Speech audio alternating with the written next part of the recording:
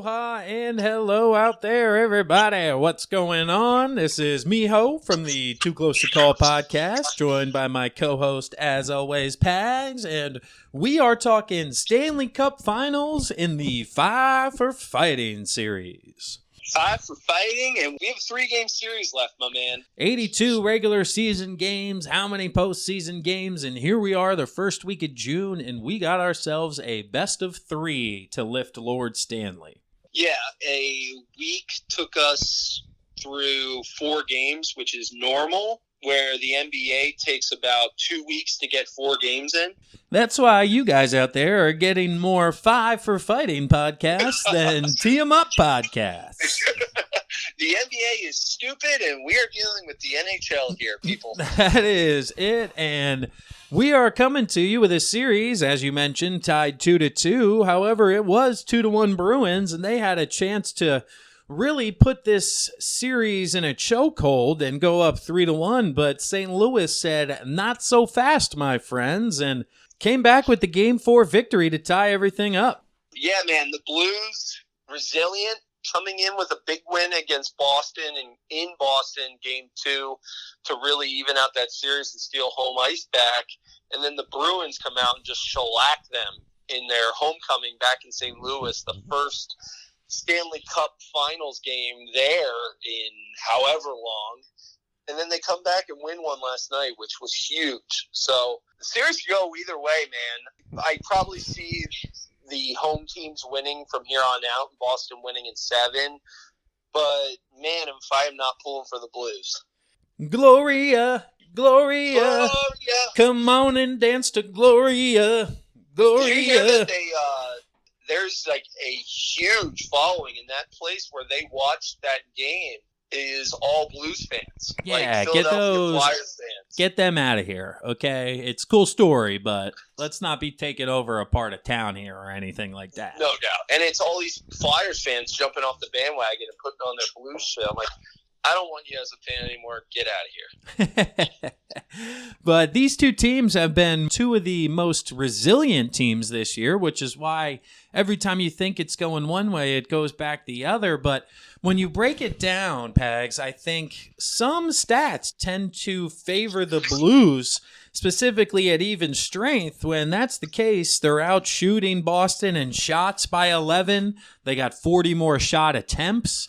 They got 15 more chances, and they're outscoring them 10-8. So if St. Louis can stay out of the penalty box and keep Boston's power play off the ice, they may have a shot coming down the stretch here. It just seems like every inopportune moment they get into the box, and then the Bruins just pound it on them, which you can't do in the Stanley Cup playoffs. I mean, we've seen that with the Flyers. We'll outshoot the Penguins 10-1, and then the Penguins get a power play, and then boom, second shot on goal is a goal, and you're like, son of a bitch.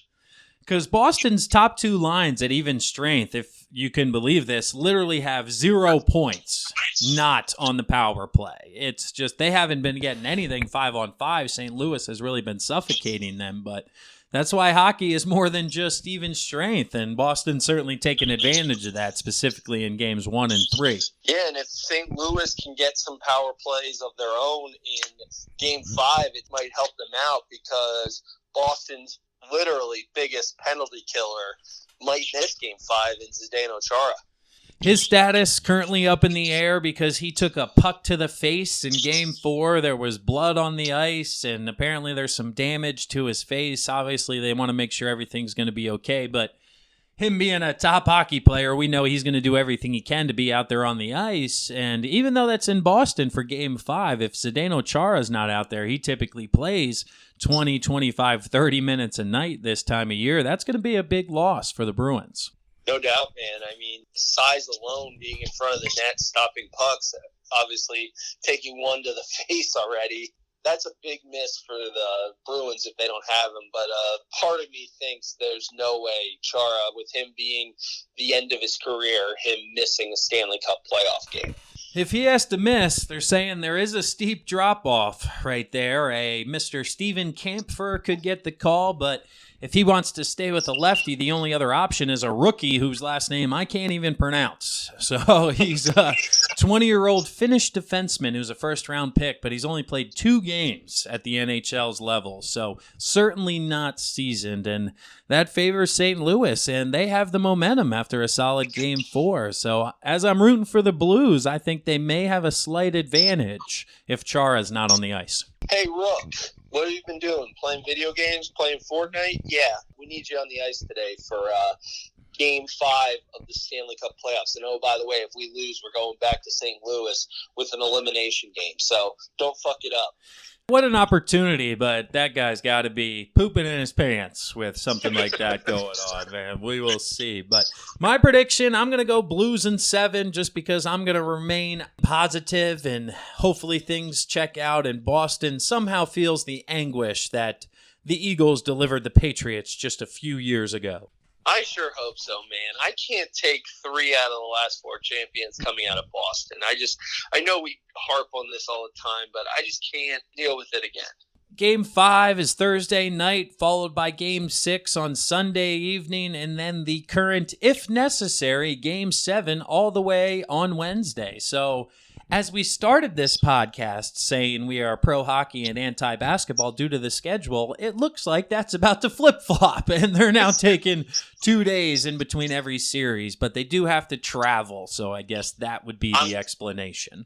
I'm going to spin zone it on you. The NBA schedule's so weird and messed up.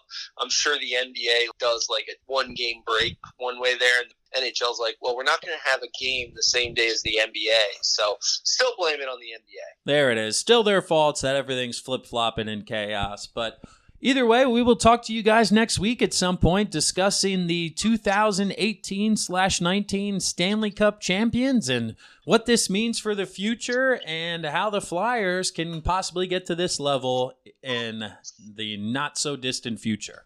With some of their rejects hoisting up Lord Stanley Cup's trophy. Once again, we should know it's a done deal already due to Shen and Berube. Well, hey guys, share this with all your hockey fans out there. We will come to you next week with the eventual winner, and we look forward to coming back to you guys.